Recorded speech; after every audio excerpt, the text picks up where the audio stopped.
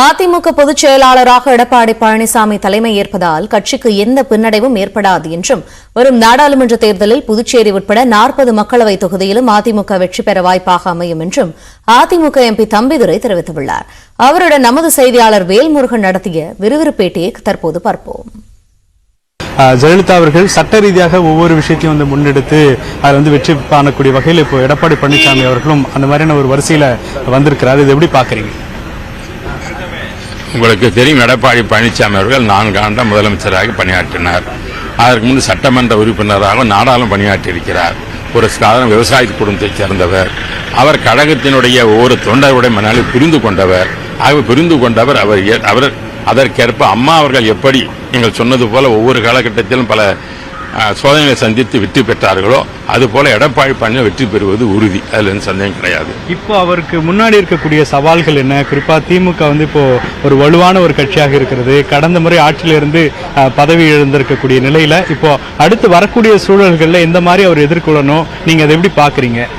எங்க அரசியல் இன்னைக்கு பார்த்த ஸ்லோகன் என்னன்னாக்க, டைனாஸ்டிக் ரூல் அண்ட் கரப்ஷன், குடும்ப அரசியல், ஊழல், இதை ஒழிப்பதுதான் மக்கள் விரும்புகிறார்கள். அதுதான் இன்றைய வர இருக்கின்ற நாடாளுமன்ற தேர்தலில் ஒரு குரல் கொடுக்கின்ற ஒரு அம்சமாக அமையும்.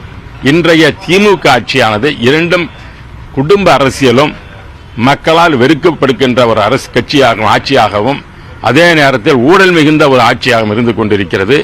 ஆகவே இதை எளிதிலேயே நம்முடைய எடப்பாடி பழனிசாமி தலைமையேற்று இந்த வருகின்ற நாடாளுமன்ற தேர்தலில் புரட்சித் தலைவி அம்மா என்ன கனவு கண்டார்களோ, பாண்டிச்சேரி உட்பட 40 நாடாளுமன்ற உறுப்பினர்களையும் வெற்றி பெறுவதற்கு நல்ல ஒரு வாய்ப்பாக அமைந்திருக்கிறது. அதில் வெற்றி பெறுவார் நம்பிக்கை இருக்கிறது. பெரும்பாலான அதிமுக தொண்டர்கள், அதிமுக நல விரும்பிகள் சொல்லக்கூடிய கருத்து தென் மாவட்டங்களில் இருக்கக்கூடிய வாக்குகள் எடுக்கக்கூடிய சூழல் இருக்கும். குறிப்பாக ஓபிஎஸ் அவர்கள், சசிகலா அவர்கள், டிடிவி தினகரன் அவர்கள், இவங்கெல்லாம் வாக்குகளை சிதறடிக்கக்கூடிய சூழலில் ஒரு நெருக்கடி அதிமுகவுக்கு ஏற்படுத்தலாமா அப்படின்ற மாதிரி ஒரு கருத்து இருக்கு. அதை எப்படி பாக்குறீங்க? திமுக ஓட்டு போடுவது ஒரு மாற்று அரசியல் வேண்டும் என்று அந்த நாட்டில் எங்களுக்கு இந்த பிளவின் காரணமாக அவர்கள் வெற்றி பெற்றால் திமுக. அப்ப திமுகவை வெற்றி பெற்றதற்கு சில காரணங்கள் இருக்கும்போது அதிமுக வெற்றி பெறுவது எந்த பிரச்சனை கிடையாது. ஆகவே தென் மண்டலத்தில் கூட பார்த்தீர்கள் என்றால் இருந்த அனைத்து இந்திய அண்ணா திராவிட முன்னேற்ற கழகம் அவர்கள் எப்பயுமே அதிமுக தங்களுடைய கட்சியாக கருதுகிறார்கள், இரட்டையிலும் கருதுகிறார்கள்.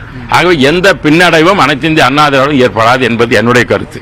இப்போ சமீபத்தில் வெளிப்படையாக பாரதிய ஜனதா கட்சி ஓபிஎஸ் சிபிஎஸ் அவர்கள் இணைந்து செயல்பட்டால்தான் ஒரு வெற்றியை காண முடியும்னு சொல்லி ஒரு கருத்தை வெளிப்படையா பேசினாங்க. அந்த கருத்துல உங்களுக்கு தற்பொழுது எந்த மாதிரியான ஒரு நிலை இருக்கு? சார், உங்களுக்கு நன்றாக தெரியும், கழக தொண்டர்களும் பொதுக்குழுவும் எடப்பாடி பழனிசாமி அவர்களை புதுசல் ஏற்றுக்கொண்டார்கள். கட்சி என்பது ஜனநாயக கட்சி. இது எப்படி புரட்சித் தலைவர் இரட்டையில் வெற்றி பெற்று மாபெரும் ஆட்சி அமைத்தார்களோ, புரட்சித் தலைவி அம்மா அவர்கள் அமைத்தார்களோ, அந்த இரட்டைகளை தான் எடப்பாடி பழனிசாமி கையில் எடுத்திருக்கிறார். அவரிடம் நாங்கள் எல்லாம் ஒப்படைத்திருக்கிறோம். அது வெற்றி பெற உறுதி. அதில் தென் மாவட்டம், வட மாநிலம், மத்திய மாநிலம் என்ற வித்தியாசங்கள் இருப்பதாக எனக்கு தெரியவில்லை.